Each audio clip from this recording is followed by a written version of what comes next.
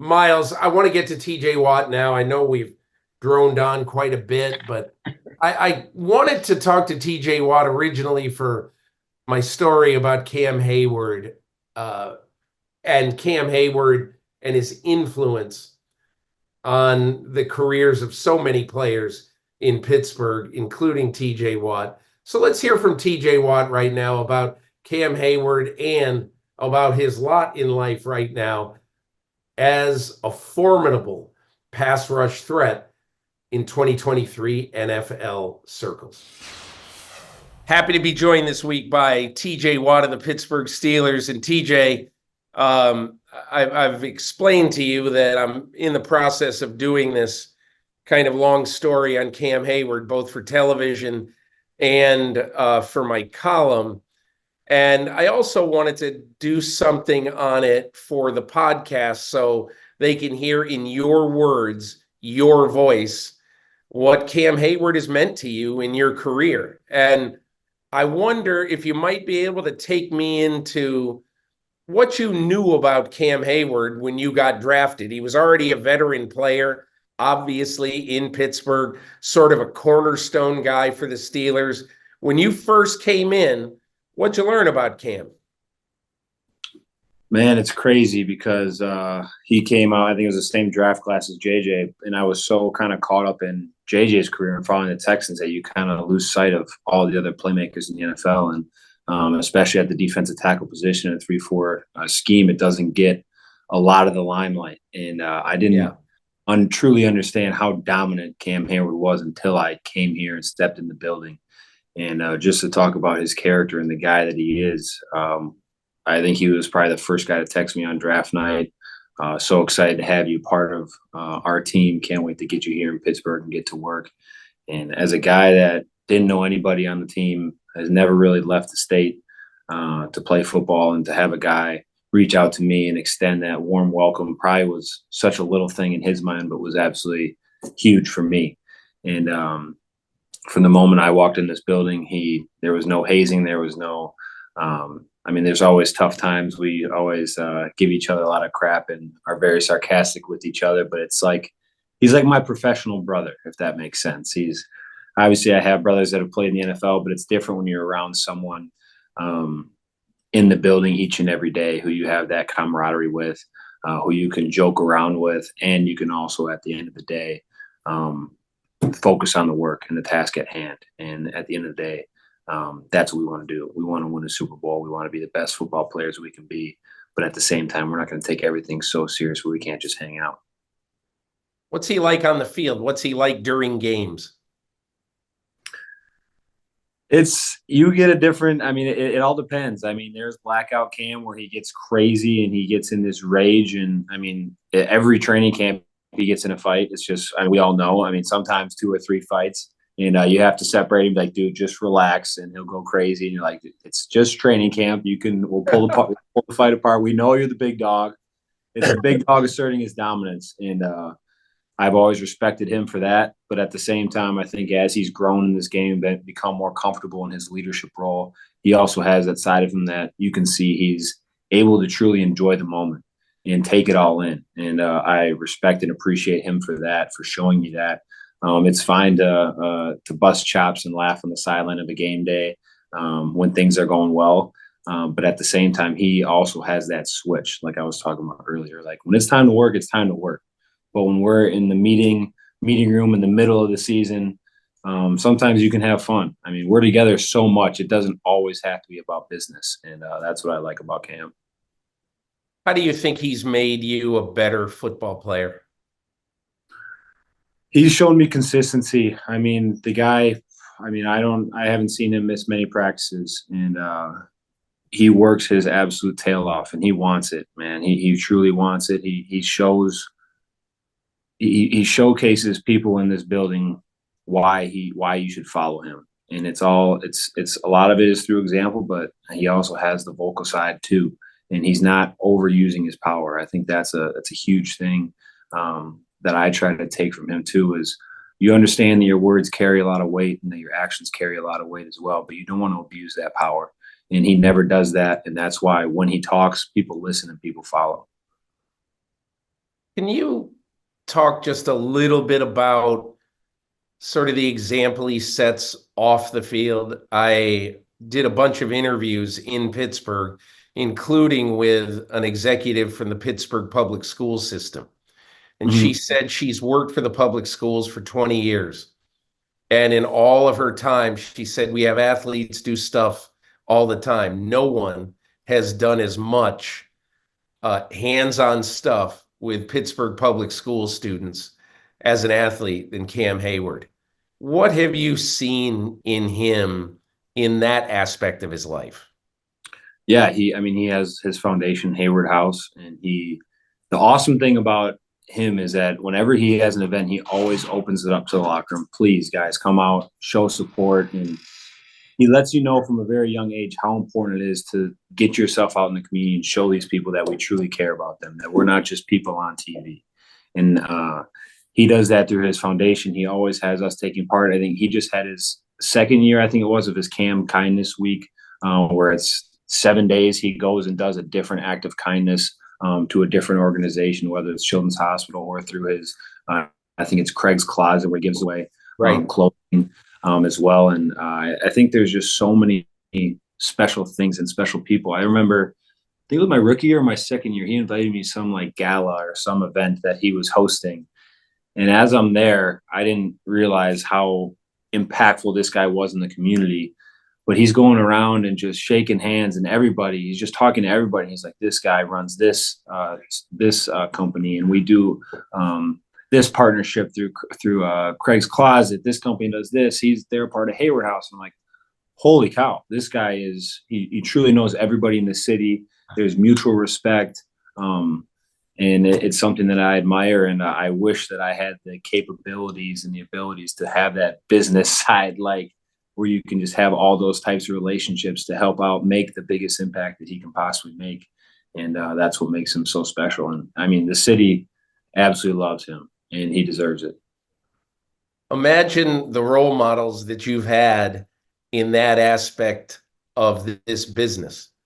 Your brother, J.J. Watt, who raised $8 jillion after the hurricane and the flooding in Houston.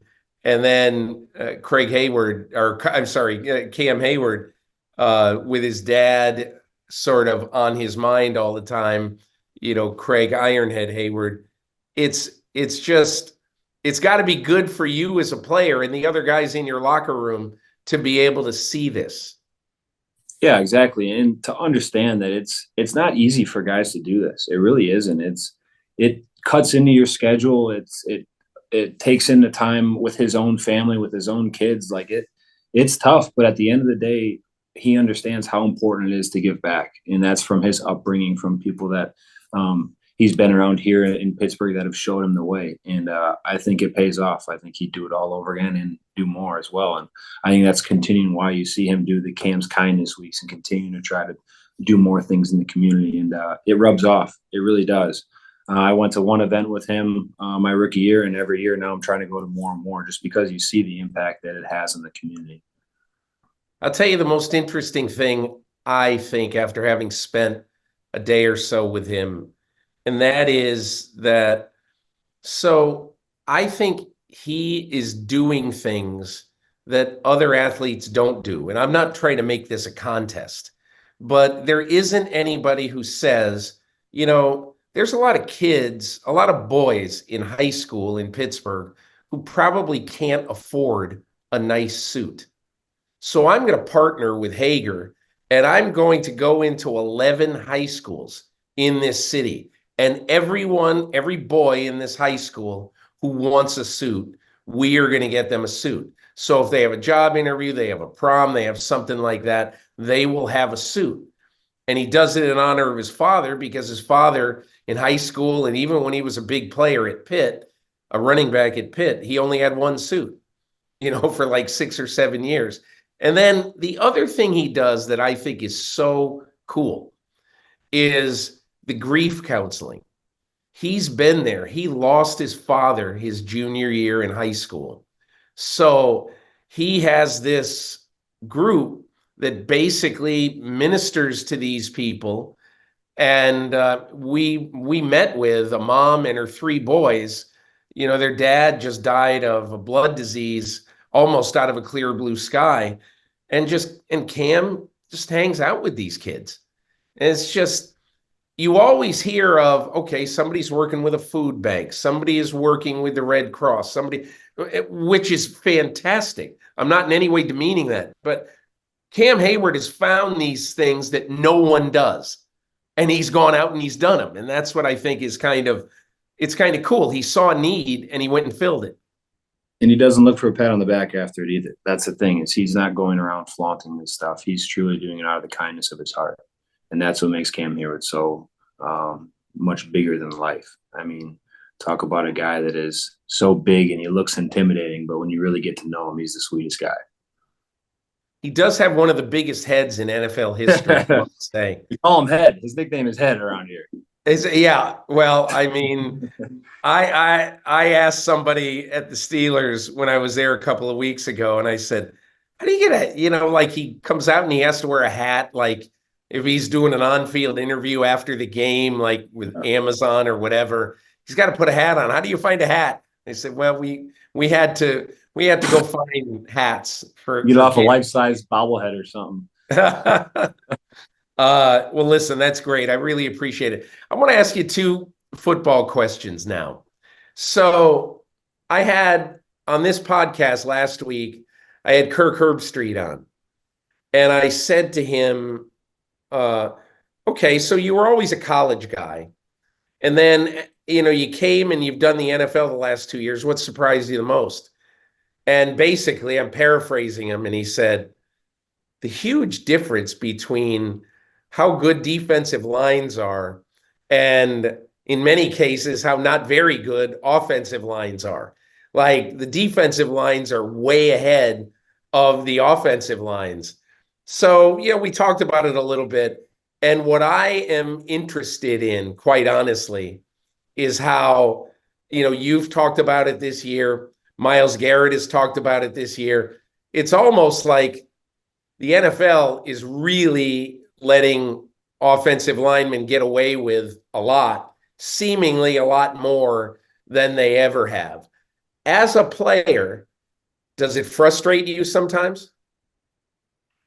I mean, I don't even think it's just this year. I think it's been the past since I've been in the NFL, is you just understand, I mean, as a football player, that there is holding on every play. There is a penalty on every single play. It's just a matter of what can be called, how much stoppage you want in the game. All those types of factors go into it. And at the end of the day, I've found out that complaining and moaning and groaning about these things doesn't solve any problems or help me in any way. So I think that's kind of the route that I've taken since I talked, whatever it was, 3 or 4 weeks ago about it. But how are you able to put up with it? Have you just sort of accepted it? Is it a constant source of frustration, or how do you feel? I think at the end of the day, everybody's dealing with it. So just trying to handle it better than the people in the league that are in the same position as me. Because at the end of the day, if they're not calling it for our team or whoever we're playing that week, they're not calling it for everybody else either. So at the end of the day, as long as we all have the same groundwork to play with and there's consistency in what's being called and what's not being called, then I have no problem with it, because then it's a level playing field. And at the end of the day, we all have the same opportunities to make plays or to not make plays. What do you think of Herbstreit basically saying that defensive lines are superior and they're sort of way ahead of the offense? When you watch football, do you notice that? I don't know. I mean, if that was the case, you'd see 10 plus sacks a game, you'd think. But I think I don't want to take anything away from offensive linemen. I think they're incredible athletes. It's incredibly hard to find 300 plus pounds, 6'5", and taller men move the way that they do. And I don't want to take anything away from those guys that do that for a living. I mean, I'm in no situation to say those guys aren't good at their job or they're lesser than us, because in the NFL, everybody gets got, and you get humbled very quickly if you think you're above or better than someone else. I want to ask you one thing about what it's been like for you to go to Pittsburgh and to play for the Steelers and to become sort of the latest in the line of really great defensive players there. I don't know if when you were growing up and you watched football, whether you really watched or concentrated much on the Steelers. And, TJ, you got to be honest. On draft day, you might have a feel for where you go, but basically it's a lottery. You could go anywhere in the United States. So tell me just a little bit about what have been your impressions of Pittsburgh as a city and a place to play and the tradition. Man, I love Pittsburgh. I really do. There's a lot of places that I could have gone to that I wouldn't have been as happy. I know that for a fact. And I think first and foremost, it's the people, it's the community. People are just so appreciative and thankful that of the Steelers. And when I see people out and about, no one's really like bothering me for pictures or autographs and stuff like that. I just truly want to be a part of the community. The people accept and appreciate me for that. And it's always just good luck, little things like that. I try to get out in the community as much as possible and understand that it's a working class town. People just want to see us be a part of the city and not just be those players on TV. And that's what I love about Pittsburgh. I love the people. I love the tradition here. I'm just playing for Mr. Rooney, playing for Mike Tomlin. The system, it's a great fit for me as a 3-4 outside linebacker coming from Wisconsin. A lot of the system type stuff was similar to what I did in college. So it helped my transition period a lot. And I think that's why you see with young guys like Nick Herbig, a guy that came from Wisconsin as well as an outside linebacker, to here as an outside linebacker, you see the translation or the transition, happens a little quicker for those guys that have been in that system. And I think that along with playing with all of the amazing teammates and coaches that I've had here, along with mentors and James Harrison and great guys that, you got Hall of Famers. I know Franco Harris no longer is with us, but he used to come back all the time. James Harrison has been around. Rod Woodson's been around. The list goes on of alums that are so proud of this place and then don't shy away from coming back and sharing their knowledge. And I've just tried to soak up as much information as possible, trying to learn, trying to be the best teammate I can possibly be. But at the end of the day, I'm going to work my ass off to be the best player I can possibly be for the city. And I'm going to continue to do that until my playing days are over. I got to think that when you look at the history of this franchise, and every day, if you so chose, you can walk by and see all the Super Bowl trophies right in your building, right near where you are right now. And you can see all of the pictures of the greats, of Joe Green and Jack Lambert and Dwight White and L.C. Greenwood and James Harrison and all of these guys.